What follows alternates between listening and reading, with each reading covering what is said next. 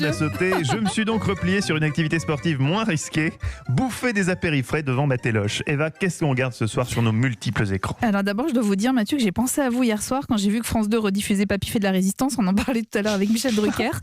Vous l'avez sans doute remarqué, les chaînes, elles bousculent leur programmation. Alors à la fois pour des raisons économiques, mais aussi quand même pour divertir au mieux les téléspectateurs. D'où le retour intense des comédies françaises notamment. On va pas s'en plaindre. C'est plutôt sympa. Et Arte, justement, propose de se marrer aussi un peu ce soir à 20h55, mais avec un film des frères Cohen. Alors ça date un petit peu, 1987, mais c'est toujours aussi jubilatoire.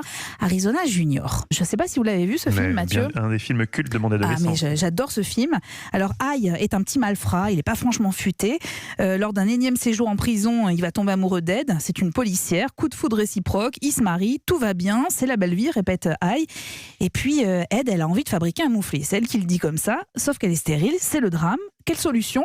Eh bien, voler un des 5 enfants qu'un couple vient d'avoir, un petit bébé trop mignon. Dis-moi qu'on a bien fait, aïe. Après tout, ils en ont trop pour eux deux tout seuls. T'en fais pas, chérie, ce problème, on l'a ressassé 100 fois. Va savoir ce qui est bien, va savoir ce qui est mal. Et en plus, ça fait pas 5. Mais tu crois pas que sa maman va être malheureuse? Je veux dire, trop malheureuse. Elle sera un peu malheureuse, oui, mais elle va s'en remettre. Elle a 4 autres jolis bébés qui sont presque aussi chouettes que l'autre. J'avais l'impression de piquer dans une grande surface. Alors la suite, c'est une série de rebondissements aussi loufoques les uns que les autres. Tout est dingue dans ce film. Il y a une scène qui me fait hurler de rire.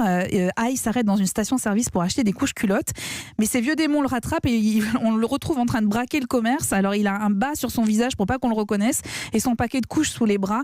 C'est complètement lunaire comme scène. C'est vraiment une comédie déjantée qui fonctionne en partie quand même, il faut le dire, grâce aux 2 comédiens principaux exceptionnels, Nicolas Cage, look années 70, très mince, cheveux longs et moustache, et puis Holly Hunter en flic et mère de famille éplorée. C'est à voir ce soir sur Arte.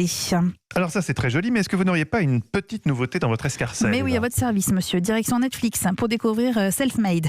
C'est une mini-série en 4 épisodes qui est tirée d'une histoire vraie, celle de Madame C.J. Walker. Alors c'est peu connu du grand public et pourtant c'est une grande figure de la défense des femmes noires aux États-Unis. Elle est née Sarah Breedlove. Elle se retrouve veuve à 20 ans. Elle est seule pour élever sa fille. On est dans la ville de Saint-Louis et nous sommes en 1905. Elle est blanchisseuse, Sarah Breedlove, et notamment pour Addie. C'est une noire à la peau claire qui vient d'inventer une recette de pommade pour cheveux crépus.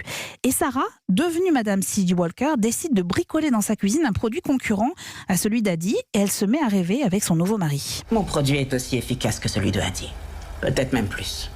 Et ils sont bien moins mauvais. J'ai pas envie de finir ma vie comme blanchisseuse, CJ.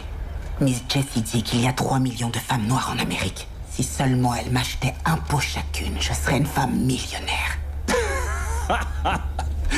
C'est vrai, oui. J'ai rien à redire. On va quitter Saint-Louis. Il faut qu'on s'en aille. Je dois sortir de l'ombre d'Addie pour réussir. Alors son mari, il rigole, mais en fait, elle va réussir, Madame C.J. Walker. Elle est née pour se battre, dit-elle, et elle va le prouver. À Indianapolis, toutes les femmes noires viennent dans ses salons et achètent ses produits.